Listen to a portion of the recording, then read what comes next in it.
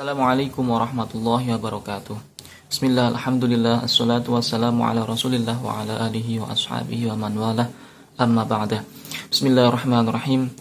Ad-Darsur Rabi'u, pelajaran yang keempat. Al-baitu, rumah, fil baiti, di dalam rumah. Al-masjidu, masjid, fil masjidi, di dalam masjid. Al-maktabu, meja, alal maktabi, di atas meja. As-sariru, ranjang, alas sariri, di atas ranjang. Sudah bisa melihat perbedaannya ya.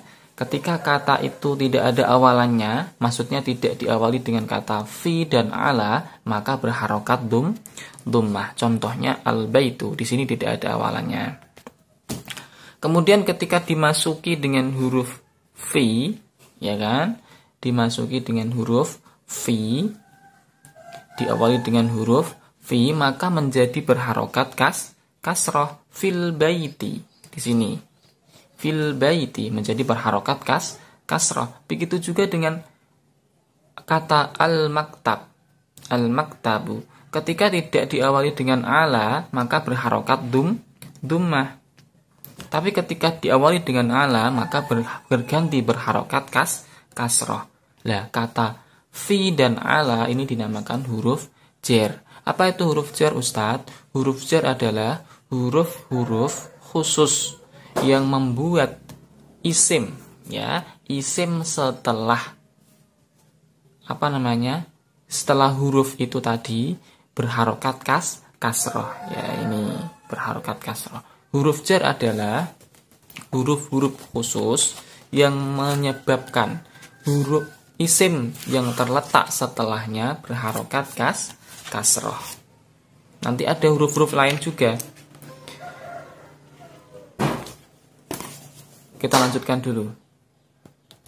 Aina Muhammad, di mana Muhammad? Huwa fil ghurfati, dia fil ghurfati, di dalam ruang, maksudnya di kamarnya. Dia di kamar. Wa aina Yasir, di mana Yasir? Huwa, dia laki-laki, fil hammami, di dalam kamar mandi. Wa aina Aminah, di mana Aminah? Berarti menunjukkan nama perempuan ya. Karena perempuan, dia perempuan, fil matbahi, di dapur. Sini. Ainal kitabu, di mana kitab?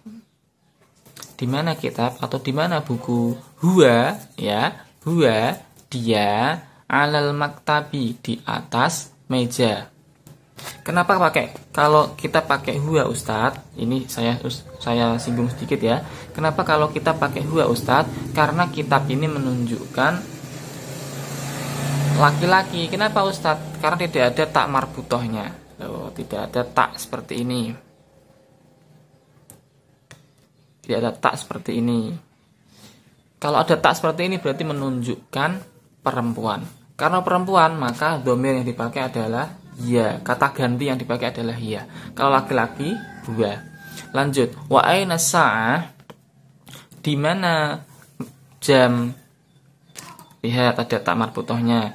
Iya, dia perempuan, maksudnya jam, ya, kata ganti maksudnya. Alas sariri, di atas ranjang.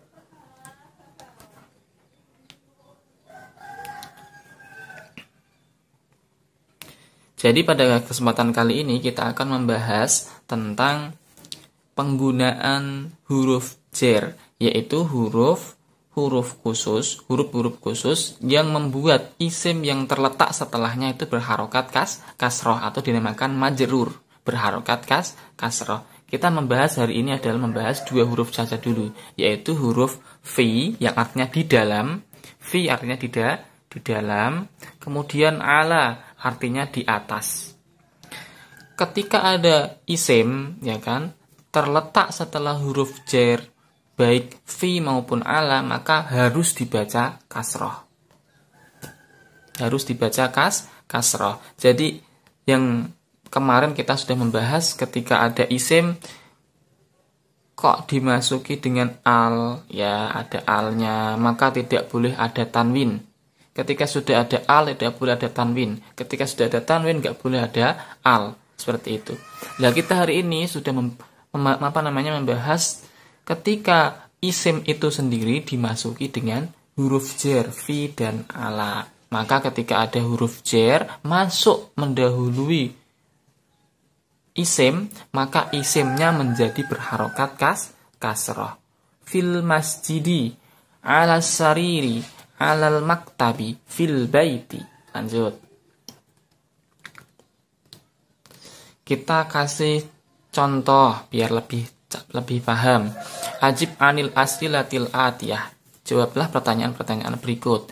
Aina alkitab? Di mana kitab? Kita boleh memakai yang ini. Hiya, huwa karena menunjukkan perlaki-laki. Aina alkitab? Di mana kitab? Huwa alal maktabi, dia di atas meja. Huwa alal maktabi, dia di atas meja. Paham sampai sini ya? Kenapa pakai huwa Ustadz? Karena menunjukkan laki-laki. Kok bisa menunjukkan laki-laki Ustadz? Karena tidak ada tak marbutohnya. Kita kan tidak ada tak marbutohnya. Oke. Maka dhamir yang dipakai, kata ganti yang dipakai adalah huwa. Kemudian alal maktabi. Kenapa dibaca kasrah Ustadz? Di sini ya.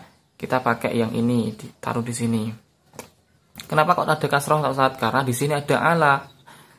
Karena ala adalah huruf jar, dan huruf jar itu menyebabkan isim yang terletak setelahnya itu dibaca kasrah seperti ini.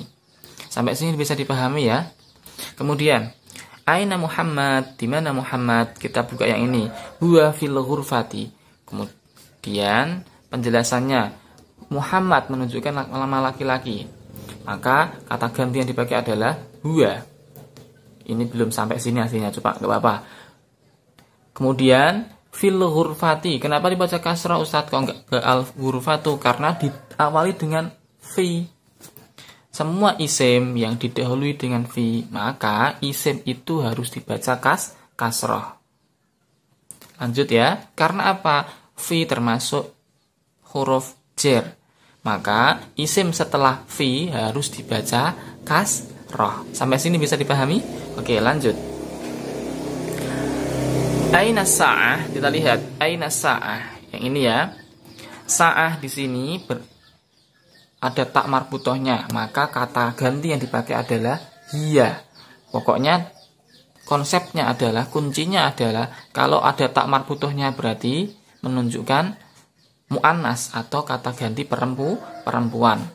Kemudian kalau nggak ada tak marbutohnya, nggak ada taknya seperti ini, maka berarti laki-laki. Maka kata ganti yang dipakai huwa. Aina sa'ah? Di mana jam? Hiya berarti menunjukkan perempuan ya. Dia perempuan, ala sariri, di atas ranjang. Kenapa kok sariri dibaca kasrah Ustadz? Karena didahului dengan ala. Ala termasuk huruf jar. Maka isim yang terletak setelah ala harus dibaca kasrah. Kita nanti belajar mengerjakan ini sampai 11. 11 ini saja. Sampai 11 ini ya. Kemudian nanti dikerjakan. Kemudian nanti Ustadz akan memberikan latihan-latihan khusus dan harus dijawab di dalam grup, tidak boleh diam. Karena Ustadz bisanya mendeteksi apakah kalian sudah paham atau belum itu ketika Ustadz melakukan latihan, ya, melakukan ulangan sedikit-sedikit. Ketika sudah paham berarti sudah melampaui satu pembahasan. Ketika ada pertanyaan, jika ada pertanyaan silakan ditanyakan di grup. Kurang lebihnya minta maaf. Wassalamualaikum warahmatullahi wabarakatuh.